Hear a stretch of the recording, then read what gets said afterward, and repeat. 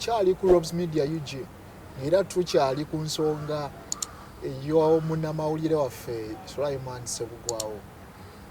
Ssebo ova otya ku ddaala liri ery'okuba fitness manager oba director ate olyoke ojje oyingire eddala mu bunnamawulire, kubanga nkulaba oli ku TV emu ey'amaanyi ate olina n'ezi stories okola ez'amaanyi ezimu zitiisa, naye that zeal obumalirivu bw'olina okukola ebintu bino birabikanga gwe akiruddemu emyaka egiwera ne 10.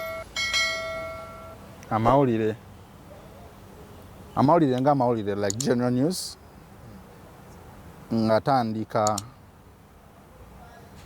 oba ntandika okulowooza ekirowoozo ky'okubeera munnamawulire akola general news stories ez'omu bantu, stories ezikwata ku bulamu bw'abantu oba stories eziyinza okukyusa obulamu bw'omuntu.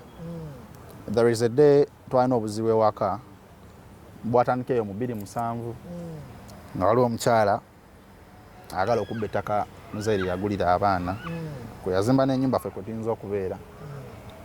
Omukyala ono nga alinamu kasente twamuyitanga nno ssenga, naye ng'omukyala ono agenda n'ataata abasirikale ne bakwata muzeeri ne bamutwala ne bamubuzayo emyaka ng'ebiri ne bamuzza nga ali mu kkomera mu bintu ng'ebyo. Kale yalinamu obuzibu bwe, naye omukyala oli nayagala taking advantage atwale waka. So within the process twagala okwekubira enduulu ku mawulire tufune oba omuzira kisa tuyambe olwo nga tukuze olwo nno ndi mu senior 6 nsomye ate ebyo ebiseera awo nga ndowooza nti kale engeri gye mba nkozeko ku TV nsooka ogaana munnamawulire nannyamba si bwe gwali. Mwali bannamawulire be twawa ne ssente ze baasaba story netatuuka ku TV netafuluma mu mpapula netutafuna kuyambibwa. Yakutunuza mu kamera nakulaga nti nkukutte mpaka ssente ojja kwiraba ku TV. So principles ne ethics z'amawulire, I couldn't do a story ng'ate ndi victim. Nti Ssebugwawo ngenze nkoze story ngiwandiise neekoleka amawulire nti family yaffe bali mujibira taka because there is no way you could balance that. So ntuuka ekiseera nga mpulira nkooye. I posted a story on Facebook about the incident. Ne bannamawulire abatuliddemu akasente ne batatuyamba. Some media personnel picked interest. Nga tammanyi sina we muyita si mwana wamange si mwana wa kitange bamuyita Andrew Kyamagero. Mwami yakola ku NTV. Nation Media? Yeah, Nation Media, NTV in specific. Okay. Andrew Kyamagero commented and then I don't remember if I inboxed or he inboxed, but I remember namubuulira byonna ebyaliwo. They kidnapped my dad, threatened to throw us out. They came to knock the house. The village started to fight for us. That day they went, they came back again. They wanted to evict us. It failed. Nangamba no. I am a journalist. I am a public journalist. And I believe if there is something I can do is to help someone. If at all my voice can help reach somewhere, let me do this. Encha. No yangamba ku Monday ku macha jangu ne mama. Some of the documents. Because court says enjawulo naddala court yanabwedo ezaali zituvuvu okumala emyaka n'emyaka. Nagamba you come, nze yampitanga manyi agenda kola story. Naga jangu ne mukadde. Mukakasenga sawa 3 zibasanga wano. Ku 2 twaliwo. Yadde enkuba yali etonye because twatwetaaga. Genga simulabangako si kyali wange siri kyaliwo kiki. Nenga wali omuwuliddeko. Of course no one tewani atamanyi Kyamagero. Togere serious omuntu wa wansi. Sajja wamaanyi. By then I got no care because of that. Nentandika okukera nga mpuliriza program ye yali ku Radio 4 by then. Kakati otwatukawo Andrew Kyamagero n'atutwala ku Judicial Service Commission. Najja manyi agenda tukolera story yatutwala ku Judicial Service Commission. I had an audio wa clerk omwena bwe yali atusaba ssente okutuyamba omusango gwaffe. Olyo wajja recording otya? Nali mukujjukujju. By the way, I always wanted to be an investigative journalist. And then nze nagenda mu office nagenda taddeko recorder. So audio nengisindikira Andrew tweeted about it. Okay, from what Twitter has, Chief Justice got him. Now chichecho chichi na picking interest. So tukyali mu nyumba eyo ku remove Andrew Kyamagero gye yakola. Nti buli kimu baakikola but Andrew Kyamagero treated yakola n'okututwala ku Judicial Service Commission oba oli awo n'aba Judicial Service Commission okwogerako n'abalamuzi na clerk we nabweru but kyatuyamba nnyo ku bantu kyali kati mutuufu mu mutima gwange ne mmanya if there is something I can do is being a good journalist. Actually bw'oyogera ensonga ebyo kiddayo kuba journalists ab'enjawulo nti bw'oba okola omulimu guno faayo nnyo okulaba nga olumirwa omuntu ono gw'okolako. Otegeko mu ngato zo olabe because one I remember my first ever story ku BBS Terefayina. Nina abantu benagambako ekibuzo nga sinajja ku Terefayina. Andrew Kyamagero wona nnyamba nga nkola na YouTube yange. Nankera ku macha nengenda mu field. Nenonya abantu abanyigiriziddwa mu mbeera emu oba endala. Nenkola community story. Nenji voicing and okay at times nga seji balance nga because I didn't know the ethics more nti nina contact ku police nina contact ku victim ku goba accuse mo kubanga ya lumizo omuntu naye we najja ku Terefayina ababinyamba neruni ali ku YouTube yange nenkola ku YouTube yange omwaka mulamba n'ekitundu abantu nga babiraba then some other person then at times I could profile abantu abebitiba mu ggwanga nemba profiling my best story profiling abantu yali Sheikh Muzata because I did the story today he passed on the next day. I did the story today kasire gwanga passed on the next day nendeka no bikola ngamba yi gwe nkola ko yafa kati boyogera sinali yeyo amayindi mwagizi waseno twalina omusajja gwe bayita musajja bayi bamuyitani Ramsey Arsenal Rachi Arsenal Ramsey nina ensonga Rachi Ramsey musajja ono buli wetwabeeranga ku finals ndadaliza FA nakuba goal akopoka mmwe wabe kikopo ekyo munaye twakyefuga wabeeranga yo omuntu afa omunene the following day by the way nabiwulirako goal ey'obuwanguzi eyo wabeeranga omuntu mu ggwanga kugamba mazima nawulira story eyo but then one day yali Arsenal yali esamba naye nga njagala Ramsey atebe nga kasoba waliwo omuntu agenda okufa nga simanyani like nabiwulirako so that's what Andrew Kyamagero did for us. Nga family waka. We are grateful, Andrew. Thank you so much. I know tewachikola ku rasende tewachikola ku chiwachikola ku mutima mulungi gwo naso. Thank you so much. Thank you. Naye abantu abo bakyaliyo mu nseno. Andrew Kyamagero mulamu. Je bali. Singa tufunayo abantu abafaana Andrew Kyamagero. Nange wendi. Ya fedi. Ndowooza nti eggwanga liyinza okwongera okukyukamu. Onaja ku BBS Terefayina after a young nsaba omulimu. Ekyo. Nasaba omulimu mu August w'omwaka guno. Ebampa omulimu mu September. Ow'omwaka ogwaddako. Awo wonna twabugumiikiriza. Nakulemerako. Mu process eyo nali nfunye mukwano gwange because I was from some fellowship ya media challenge. Mukwano gwange oyo bali bamita Kakembo Ali. Omulala bamita Ivan Kimuli Kigozi.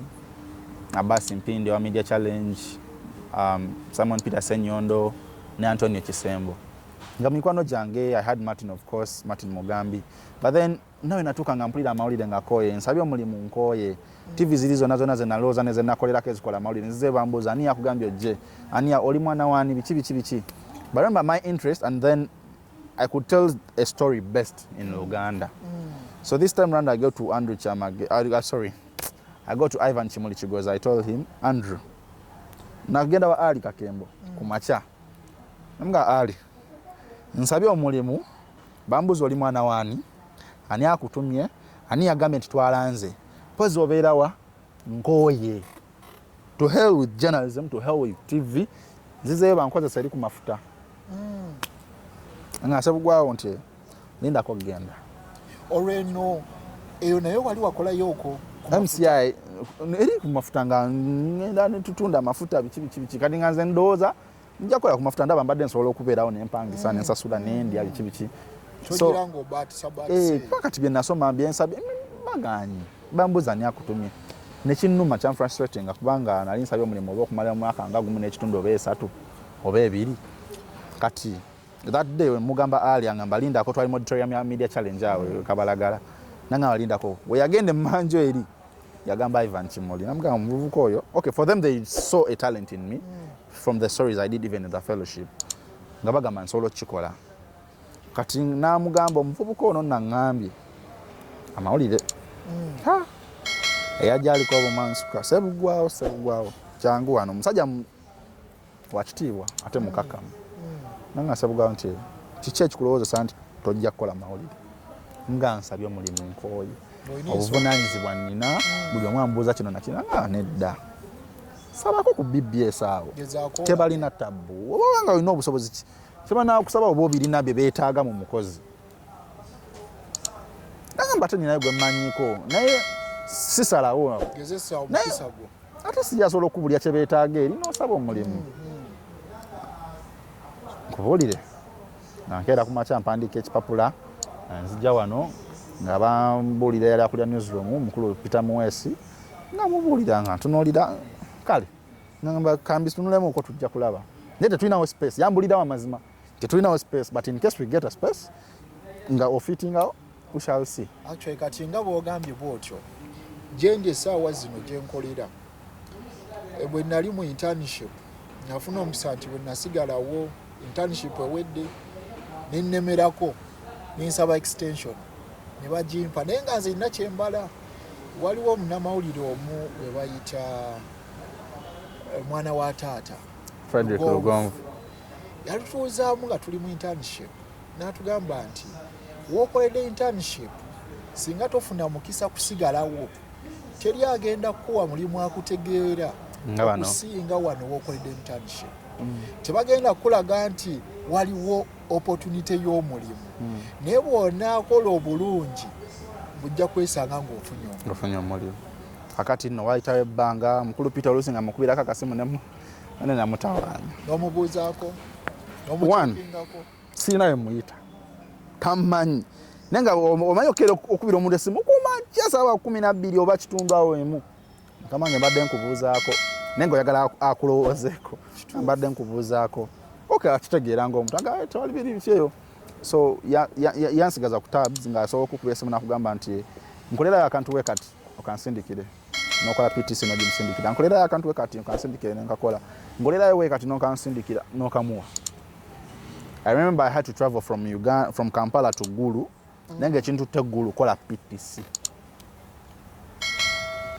eyo magena ne media challenge but nze naye manya ekintu te PTC because PTC nali nsindika nga ngoseza simu yange and by then I had a low quality phone. Bilizaamu olabye abantu be wali weegomba entera okufollowinga naye banga teryalidde nennyo ngenda okulaba ate nga otandise okuyingira mu stories z'emisango oba mu makooti ekyo tukizeeyo wali nti engeri gye wali oyise mu mbeera eri n'okulumirwa abantu abali mu mbeera eyo kyekyakwongera obuvumu n'amaanyi okugenda mu kooti okutandika okufollowinga emisango gino egy'abantu ab'enjawulo. No, actually just like any other child I always wanted to be a lawyer and I believe I'm going to be a lawyer. I want to be an advocate. I want to be a lawyer. Njaga nnyo ntegeera amateeka gano because buli kimu kyetukola obusi tumenya amateeka nga tetumanyi. Odansobola osula mu bitabo. Ate mbisulemu. Bitabo nga bingi. Waliwo n'abalemu amawulire. Amawulire tusula mu bitabo. Olina okujjukira wasima article number weight page A babi ki. Kwongera kunoonya kumanya. Kisoboka. One, when I joined BBS, interest yange yonna from Andrew Kyamagero kyatukolereka yali yakolera abantu. Era stories zange ezo ezasooka ziringa 6 zaakyusa ebyalo. I remember story yange yasooka yali ya bbula ly'amazzi bwayise. Nakola story nga abaana amazzi baali bazikola omwala. Olupiro lwalitwala amazzi nga balutema. Kati nga source y'amazzi yo kesigadde ekitintali luzzi olw'ekidiba. Naye ng'oluzzi olwo olw'ekidiba lwajja because baali basimawo ekinnya kati nga gano agattaapu agakulukuta okuva mu mpiira galegama wali naye nga wegalegama pipe y'ekiruddo ya suweji yakutu kugamba mazima nga suweji akulukuta n'ayingira mu mazzi omwana n'agasena ne suweji n'atwala ewaka mbu ne bafumba amazzi gano agali mu suweji obuuka obuli mu suweji bufe banywe. That was my first story. Era ndowooza nti n'abamu banywa na bunno. Ayomba ne PTC nakakola nyambadde. Bwati olugoye kungulu n'anywa. Ne PTC nakakola nyambadde akasota kalimu strips. Nga nyimiridde ku kadiba ako waite ennaku 2 ab'eddwaliro lya referral KCCA n'abantu abalala bavunaanyizibwa mbaga ne bakola pipe eri ne babakolera n'amazzi. Okay, yes, nze nimanye kyange kiwedde olwotandika okulaba impact yo era nayagalanga nnyo kola stories. I remember the other story gye nakola ne following ennyo ali omwana gwe basaddaaka. Okay, kyali kigamba nti omwana bamusaddaase sides eyo najja nankumbi eyo babiringa ebyoli Kajubi etwawulira Kajubi era wabiwulira ebyo Kajubi yali wa Masaka kutadde we Masaka kutadde oli myaka nga goyinza okuloza nti ebitabo byakajja kati byatandika ziri meka eyo tutte wano eddaali eryo ddene nnyo kyali eddaala lya wansi wa. So I did that story mu TV zonna ezakola story eyo ndoza BBS yagifollowinga twakola follow-ups nga nnya ku story eyo okutuuka okukizuula nti omuwala gwe bali balese okuyambako nga olaba story ku mpewo naye nga tomanyi reporter ayisemu kyo gituusa. At times you sit in court for like 6-7 hours nga story tennaggwa. Actually nzijukira ndowooza twali ffenna olunaku lwa mefuga Independence Kamoocha twali e Kamoocha ku office nondeka muti ya gas National Unity Platform nondeka muti ya gas kiwagambe bati ya gas saakulekawo naye waliwa nesikamuuko katini embeera teyali nyangu nnyo naye actually wali mugumu okunsingako. No, because si kya bugumu oba olw'okuba wali obibaddemu when you're deployed to do a story by the siri mukadde nnyo mawulire, but then I believe ethics ne coas byebimu bituteekeddwa okukola byebimu. The thing is otwala ango kinga omuntu. When you're deployed to do a story as a reporter, your bosses don't expect you to come back without a story. You must come back with a story. I remember nakola nawe, yes, by then in fact we were production, so you had to come back as a production camera guy ngamina gye mugenda. I had to wait for a camera guy agenda okuva mu newsroom ajje. Now that was the time nga buli kimu kitambula. Yes, just Samsung yange atakwata S20 Ultra. Okay, na press jacket netandika okukwata byenkutte kati we nali nnyimiridde ndowooza waliwo abantu bangi abali banyiiziza bana basirikale, but then sina kubanyiiza abasirikale nga bo baali bakaawu bongo omusirikale yasooka najja n'atugamba nga Munnamawulire. I have his audio by the way up to now. Tetwagala muntu emese nga tukola mulimu gaffe, tetwagala kubagirira biki, but then at times reporting ebintu yayogera bingi ebyaffe nga tubakuba temwagala kukwata bakuma muliro naye nga yerabidde nti baba tubali eri gye bali naffe tugenda okujjanga omuliro bagukumya ate tetugamba abantu nti mujje mukuma omuliro. So baba bakwata bamuyitaani omwogezi w'ekibiina omwogezi w'ekibiina ate bamukwata yawo onaona nga nkwatiza simu yange bonna babakwatawo nga nkwasa simu yange naye waliwo omusajja wanakaseke I'm failing to get his name oyo gwe basika nakwata video eyo I believe twalinga batono abagirina ate nge yange ya simu bamukwatira ku petrol station ya Rubies bamuleeta bamukulugusa agwa n'omusirikale. Yes. Kati nga ndikwasa simu kati omusirikale agenda oyimuka wansi nga nze nkwata atwala munne nkyuka bwenti ngomala na pepper spray gwe yakafiiramu nafiira ndooza nga akoya alaba nkutte munne ng'agwa, but bibaamu mawulire no mu buli mulimu gwonna kasitoola ako katambula nnyo bibaamu naye akati ŋŋambe mbu siddayo okukola because ki omwana waagwa mbu taddamu kutengerera because agudde. Amanyi buli kigwo kyogwa kirina okwongeramu amaanyi. Kakati okyali ku Robs Media UG nga tufundikira emboozi yeeno lunaku ki oba moment ki gyojjukira mu mawulire muno esinza okuba embi side yo moment ki olunaku olukyasinza okuntiisa mu mawulire twali tugenda Hoima mu trek ya National Unity Platform twasimbula nabo emagere baada ya buli kumacha ng'omukulembeze yakeranga najja nayogera eri gye tuli ngayogera eri ba foot soldiers aba National Unity Platform, but of course nga bannamawulire teyatusobola twabeeranga nabo n'abakubiriza okukuuma emirembe mu buli kimu. era ne bakkiriza nti bagenda ku mirembe. But then on the way enkuba yatonnya nnyingi, enkuba yatonnya okuva e Magere,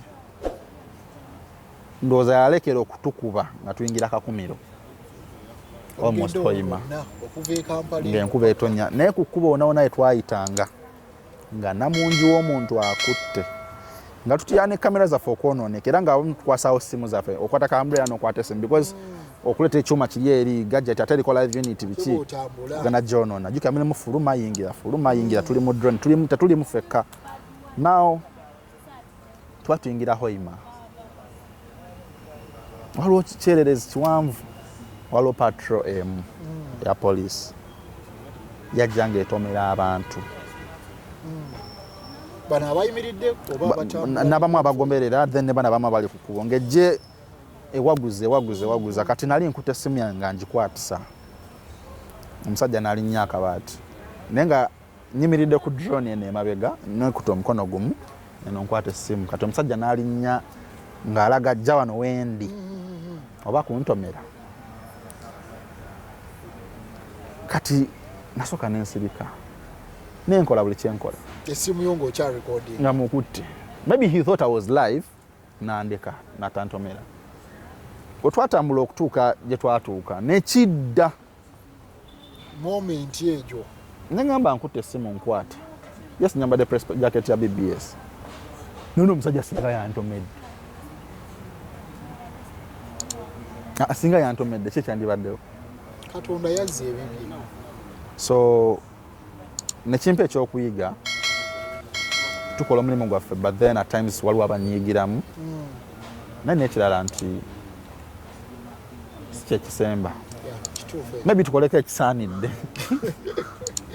So kati moment eyo omanye wabeera essanyu wabeerawo n'ennaku wali ennaku wabaawo essanyu moment ki gyokyasinza okunyumirwa sofa mu mawulire sinza gamba nti yeyenkomerera ziri nnyingi bikyajja biri bingi nnyo byensinza okunyumirwa nga nkola omulimu gwange. One, buli lwempeereza abantu ne basiima kinyuma nnyo n'okola story noddayo n'ogiraba ku YouTube nolaba comments z'abantu ki abantu bwe basiima ky'okuzimaga nti omuntu oyo naakoze bulungi kikuwa amaanyi okuddayo n'okola.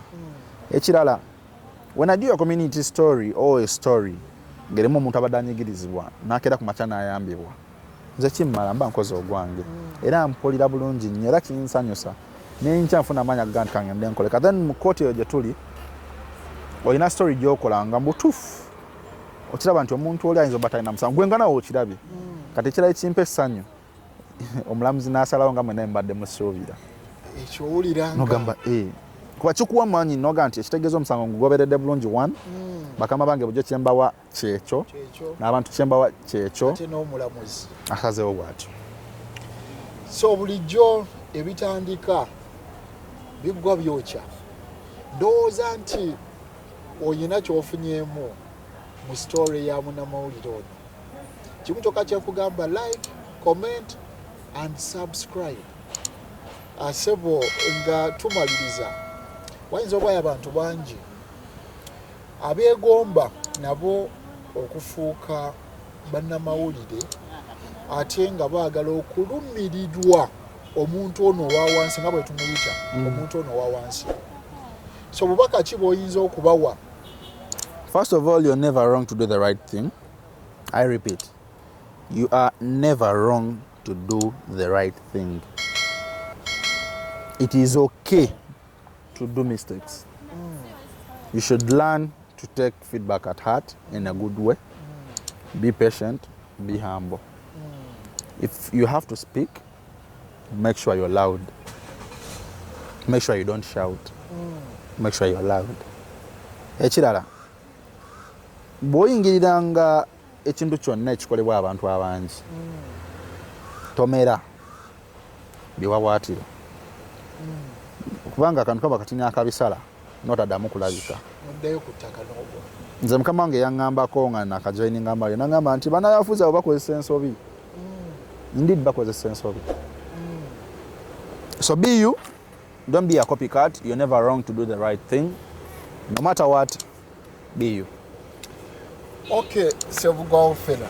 ono musajja webale naye abantu bagambe nti obeera mukyalo webale story ebadde nnungi nnyo era nsuubira gwali eyo olina kyopiikinzeemu story nyingi ezigenda okujja waliwo yansaba ndeete Diana n'abatanzi yaŋŋamba lwaki otuleetera ku Florence kuyana abatanzi njagala mbeere ku kamera obeere ku kamera Sean Magic onaamuddawa ate we yatandikira kituufu ekyo kugamba kimu subscribe like osharinge tujja kwongera okukula ate twongere okubatuusaako stories ennungi stay tuned